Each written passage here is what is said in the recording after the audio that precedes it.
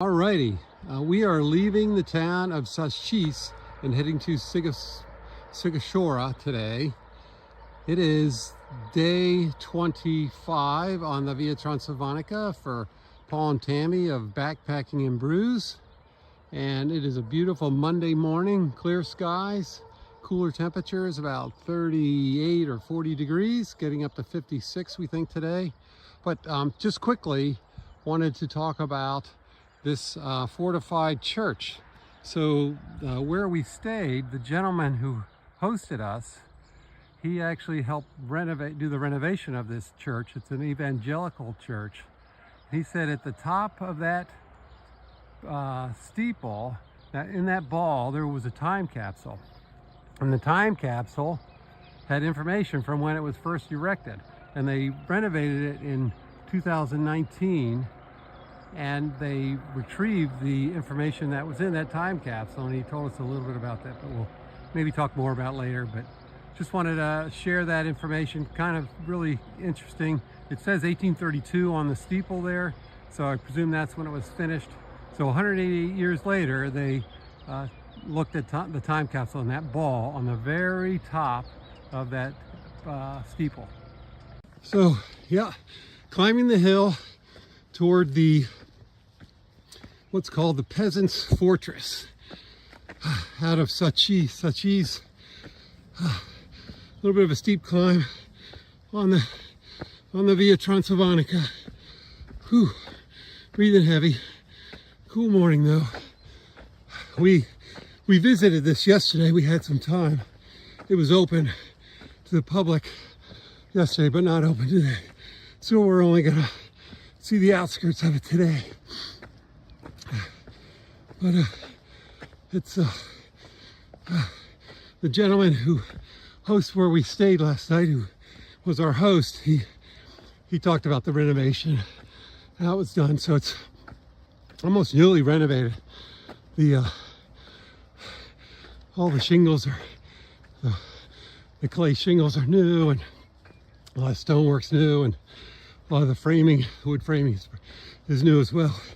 It looks, yeah, brand new. He had a different opinion about it, but nonetheless, it does attract tourists, brings a little money into the village of Saschiz. So, working our way up the hill. Okay, so on a flat spot for a second, we're climbing the hill toward the Peasants' Fortress out of the village of Saschiz. Like I said, we're in probably the low 40s by now, temperature-wise. But it's a short stay, because it's going to be clear skies and saying no wind today. So we'll see how warm it gets. But it's supposed to get up to 56 degrees Fahrenheit. But mostly sunny all day today. So good hiking weather, and a day to wear some shorts. Okay,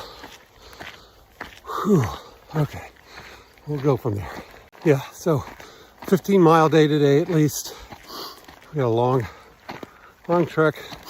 Oh, we had a really nice stay in the Pensione Keisd, K-E-I-S-D. The host, his name was Johan. Very friendly. Spoke wonderful English. So we had lots of conversations. He answered lots of our questions. Really clean, comfortable. Reserved it through booking.com. We arrived early. He fed us lunch. We had dinner there as well, along with breakfast, and even packed up some of the food from breakfast for lunch today. So 4 separate meals, really. 3, and then that was, so 620 lei. So about $120 for cooked lunch, cooked dinner, breakfast, and then a packed lunch. So definitely worth it. Really nice. There aren't There was another restaurant in town that's closed. Not sure if it's always closed or just closed for the time being. So there were really no other food options. There was a little market that was open yesterday, and also a kebab stand that we didn't go to. So we had a much better meals at the place where we stayed. Really, his wife did all the cooking, I think. Just really good. Some goulash for lunch, some sausage and polenta for dinner, then a couple hard-boiled eggs, full plate of meat and cheeses for breakfast, some cereal, some yogurt, honey, jam, coffee, of course. Really nice.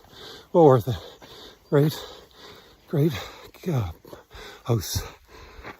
Okay, starting at the village of Saschiz, you can see the fortified church down there, evangelical church, right? And so here we are. We climbed most of the hill up toward the peasants' fortification, and here we are at it. Like I say, we were in there yesterday.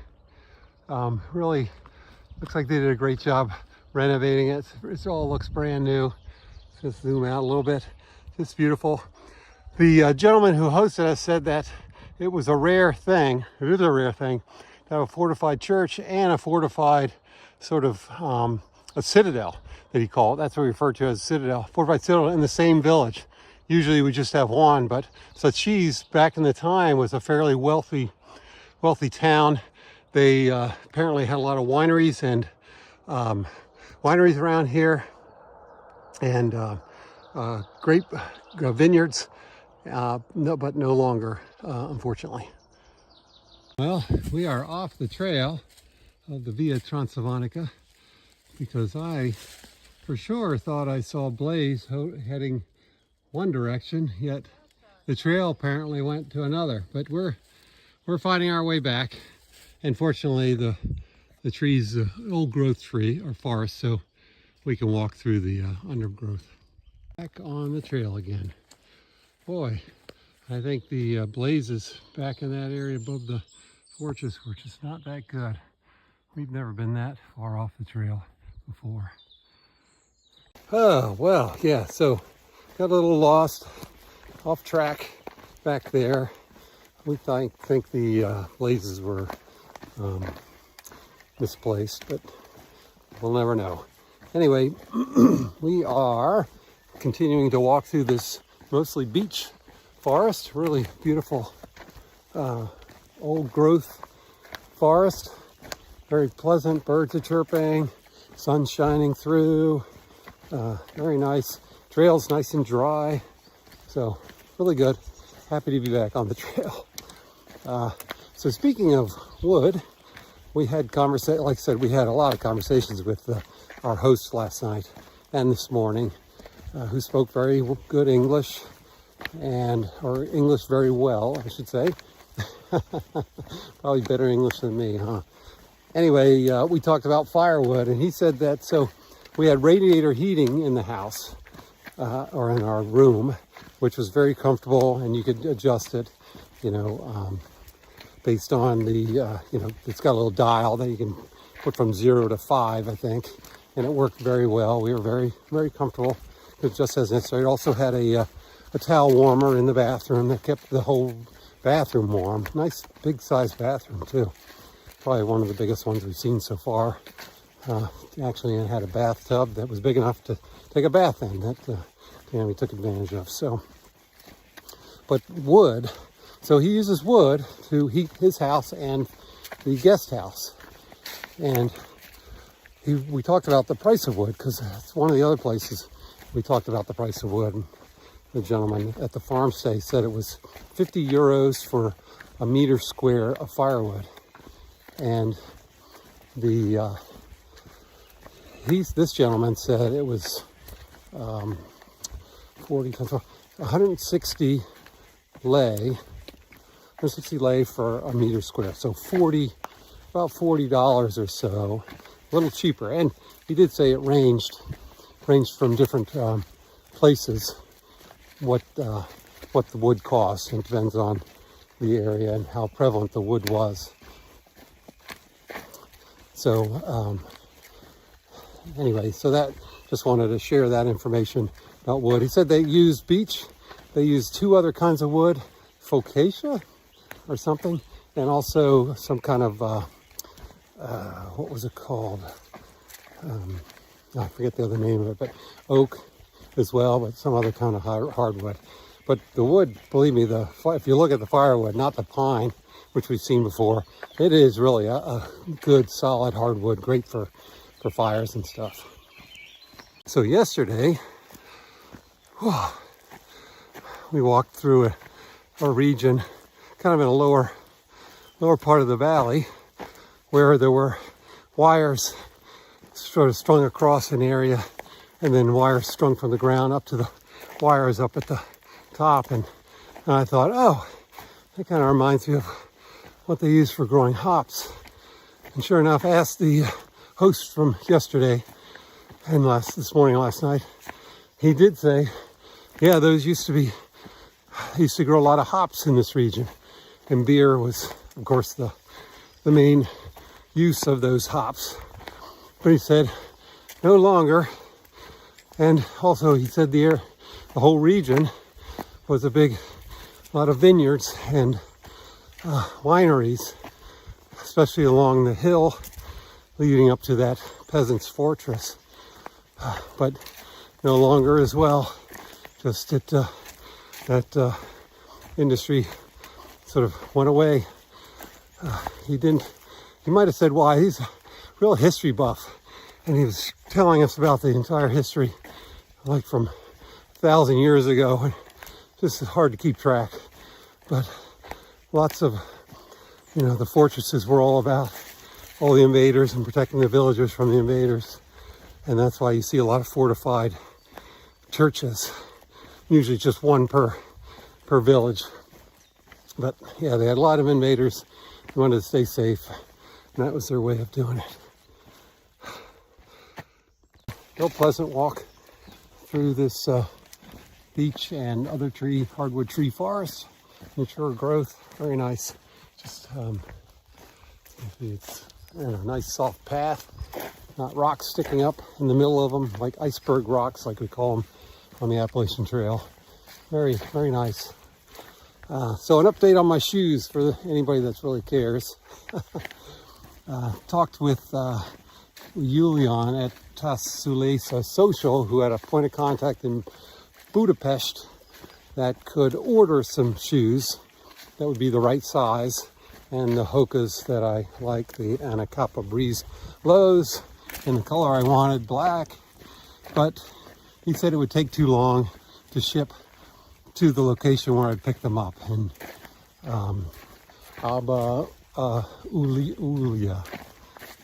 I think that's the name of the town, which is about a halfway point for the trail. So my plan now is, and based on the wear that I'm seeing, I'm just gonna wing it.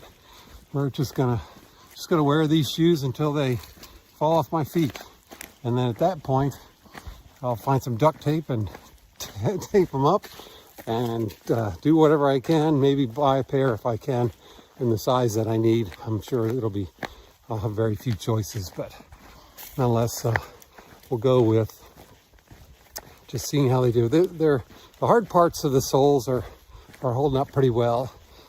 These shoes, they have a soft spots, and they have hard parts, and the hard parts are doing okay. So we'll see, and let you know later on how it's going. Just came out of the forest, and in the distance you can see some snow-capped mountains. Tammy's going to try to figure out which ones those are. But beautiful view. This valley, wonderful, beautiful day. Great weather for hiking the Via Transilvanica. With our host last night, we were asking him about all these high mountain pastures and why they're so empty right now. Well, they have restrictions on when the animals can be brought up into these fields. I guess the sheep are the first ones to be brought up sometime mid-April, and the cows not till the beginning of May. So he says they fill up, even though they're completely empty and look like it's all just for us. But yeah, they do fill up with livestock later on. Also, he mentioned something that was really interesting that really kind of shocked us. So he has 20 sheep himself, and we've seen plenty of flocks of sheep on our trek. He said I said, oh, well, so you sheep, you use them for what? You got wool, meat, milk. He says, nope, the wool they throw away. They don't even use the wool, even though the sheep here are apparently bred, especially bred for the wool. They just don't use it. He says they throw it away. I'm like, what? You got to be kidding me. We die for wool materials, especially, backpackers and hiking, merino wool stuff. And maybe it's not a merino wool, it's some other kind of wool, but nonetheless, he said the wool's thrown away. They just use the sheep for meat and for milk. That's it. Boy, if someone could figure out the logistics of getting the wool from Romania to someplace where they could make garments out of, boy, that'd be the ticket. But probably logistically, maybe it's just not cost effective. So there must be some reason why it's not being exploited or used in any way. But yeah, hard to believe they just throw the wool away. Okay, just wanted to make a couple comments about the trail and the number of hikers that we've seen, through hikers and others. So today's Monday, and we've not seen any other hikers on the Via Transilvanica. We have talked to some of our hosts and usually ask them, hey, have you seen any other through hikers of the Via Transilvanica? And so far, we are only aware of one other through hiker on the trail at this time. Of course, we don't know who's starting in Putna right now, but and that was the hiker we met back, the American who's living in Romania. His name is David. And we've not seen him since, but he's somewhere on the trail, presumably. He was camping mostly though, so we may not actually see him. He could pass right by us sometime during the day, and we wouldn't know because we could be, held up in a village or something. So anyway, the trail, we've seen a couple day hikers, maybe 5 to 10, maybe, but not a lot of people. Matter of fact, I'd say not a lot, but very few. So if you're looking for a trail that you can walk all day and several days and not see another soul, depending on the time of year, of course, this might be the trail for you. It's you pretty much have the trail all to yourself, or at least we've pretty much had the trail all to ourselves. And there have been times where we've been up on top of a mountain. You can see the entire valley, from one side of the mountains to the other side of the mountains, and not see another soul or even an animal or livestock, nothing. So really, if you're looking for that kind of atmosphere, you got it. And we've been on other trails where they're kind of crowded. The Camino de Santiago, you're always running into people, which may be your thing. And then, the Appalachian Trail, you're leapfrogging other hikers, which happens if you're doing through hikes or even just doing more than a day hike. So, but the Via Transilvanica, so far, it's pretty isolated. So there is the village of Daia, D-A-I-A, through which the Via Transilvanica goes. But this is one of those places where we use our philosophy of the straightest or the shortest distance between 2 points is a straight line.